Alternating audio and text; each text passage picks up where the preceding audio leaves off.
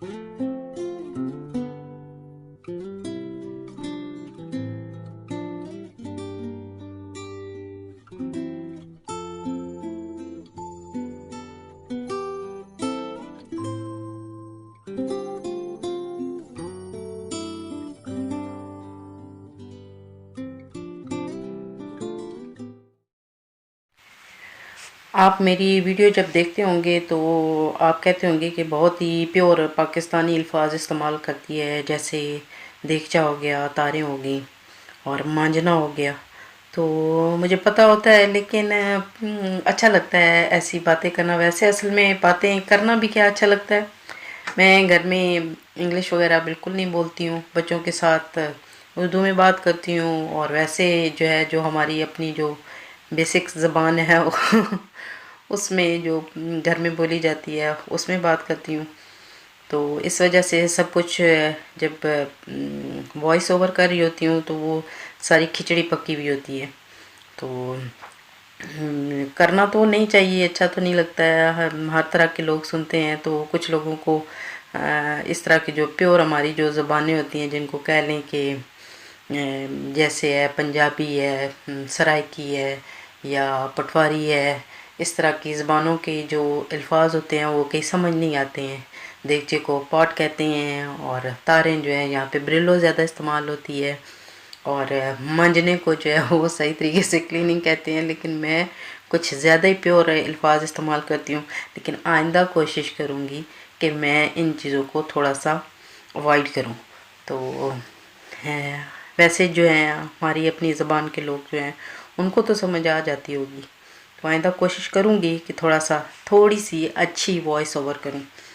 तो यकीनन आप इन चीज़ों को के बारे में जो है वो ज़्यादा जो है वो परेशान नहीं होंगे, और मैं आपसे माज़रत ख़्वाह भी हूँ। तो इंशाल्लाह इस तरह की मिस्टेक की कोशिश करूँगी कि ना करूँ। तो अभी ये है कि किचन साफ़ कर रही हूँ। ये मैंने अपना चूल्हा साफ़ किया है, और साफ़ करने के बाद ये किचन जो है ये सुबह तो रूटीन के हिसाब से साफ़ होता है, लेकिन सारा दिन साफ़ करते रहते हैं। तो अभी बनाने लगी थी दही फुल्कियाँ, मेरी बेटी को बहुत पसंद है, और उसके लिए ये आलू कट किए हैं और उबलने के लिए रख दिए हैं, और बाकी चीज़ें जो हैं वो काट लूँगी। तो उसको दही भल्ले, दही फुल्कियाँ और ये चीज़ें बहुत पसंद हैं, चाट वगैरह बहुत अच्छी लगती है। वैसे जब बच्चे बड़े हो जाते हैं तो उनकी सबकी चॉइसेस जो हैं वो डिफरेंट हो जाती हैं, तो एक वक्त में बहुत सी चीज़ें नहीं बना सकते हैं, तो हर रोज़ किसी एक की फरमाइश को पूरा कर देते हैं। तो मैं अभी ये बना रही थी दही फुल्कियों का या दही बड़ों का मसाला कह लें, या वो जो उसके ऊपर डालते हैं जैसे चाट मसाला होता है, तो ये दही बड़ों का होता है, तो वो मैं ख़ुद से घर में बना लेती हूँ। चाट मसाला भी होता है, लेकिन ये थोड़ा सा डिफरेंट इसका टेस्ट होता है, तो इसलिए फिर मैं ख़ुद बना लेती हूँ। तो इसमें ये मुख्तलिफ़ चीज़ें हैं जो बेसिक आप घर में जो किचन में यूज़ करते हैं। रेड चिलीज़ है और क्यूमन सीड्स हैं, और साथ में काली मिर्चें हैं, काला नमक है, इसके अलावा सौंफ है और अजवाइन है। वैसे अजवाइन बहुत कम इस्तेमाल करें, मेरी थोड़ी सी ज़्यादा इस्तेमाल हो गई है, तो इससे थोड़ा टेस्ट जो है वो थोड़ा कड़वा हो जाता है। तो होती तो बहुत अच्छी है, पेट के लिए बहुत अच्छी है, और इसमें भी टेस्ट अच्छा आता है, लेकिन ये है कि मुझे इसका थोड़ा सा कड़वा सा टेस्ट लगता है। तो इसमें थोड़ा सा टाटरी पाउडर है, सिट्रिक एसिड है जिसको बोलते हैं, और उसके अलावा आमचूर पाउडर है। तो इन सारी चीज़ों को आप इकट्ठा करके आप इनको ग्राइंड कर लें तो बहुत ही अच्छा इसका ये जो मसाला है वो तैयार हो जाएगा। तो आप जिस चीज़ के ऊपर कोई भी ऐसी कोई चीज़ बनाएं तो आप इस्तेमाल करें, तो बहुत आपको इसका अच्छा टेस्ट आएगा। ये प्याज है, दो किस्म का है, एक पर्पल वाला है, दूसरा वाइट वाला है। टमाटर हैं, उनको भी काट लें बारीक बारीक। धनिया है, उसको भी बारीक काट लें, और सब्ज़ मिर्चें हैं। सब्ज़ मिर्ची अगर आपका दिल चाहता है तो आप डालें, अदरवाइज़ अगर बच्चों ने खाना है तो ज़रूरी नहीं कि आप इस्तेमाल करें, ये आपकी अपनी चॉइस होती है। तो ये जो मसाला मैंने बनाया था वो थोड़ा सा डाल रही हूँ, और बाकी चीज़ों को जो इसमें कट की थी वो भी डाल लूँगी। ये सफ़ेद चने हैं, और क्योंकि इसमें फुल्कियाँ डालूँगी तो उसके साथ ये बहुत अच्छे लगते हैं। तो जो आलू मैंने बॉईल किए थे वो हैं, और जो दही फुल्कियाँ उनको गर्म पानी में डाल के आप थोड़ा सा सॉफ्ट कर लें, बस ऐसे ही डालें। उसके बाद आप उस पानी को निकाल दें और वो भी इसमें डाल दें, और इसमें बाकी नमक, ज़ीरा powder, red chilli powder, chaat masala, ये तमाम जितने भी मसाले हैं इसमें डाल के आप इसको मिक्स कर लें। और इसका भी यही हिसाब होता है कि आप अपने जो टेस्ट के मुताबिक है वही इस्तेमाल करते हैं। तो मिक्स कर लें, और बहुत ही अच्छी जो आपकी दही फुल्कियाँ वो तैयार हो जाएंगी। दही फुल्कियाँ हो गई हैं तैयार। देखें आपको कैसी लग रही हैं, आप बताइएगा मुझे कि आपको कैसी लगी ये रेसिपी। और उसके अलावा आप जब खाएं तो आप चाट मसाला या जो मसाला जो तैयार किया है वो अगर इसके ऊपर डालें, और साथ में इमली की चटनी डालें, तो इसका जो मज़ा है वो दुबाला हो जाएगा। तो ये रात का मंज़र मुझे बहुत अच्छा लगता है, और ख़ुसूसन जब पाकिस्तान में होते थे, छत के ऊपर से आप देखें तो दूर दूर तक आपको घरों में हैं वो लाइटें ऑन होती हुई नज़र आती हैं, तो बहुत ही ये मंज़र अच्छा लगता है।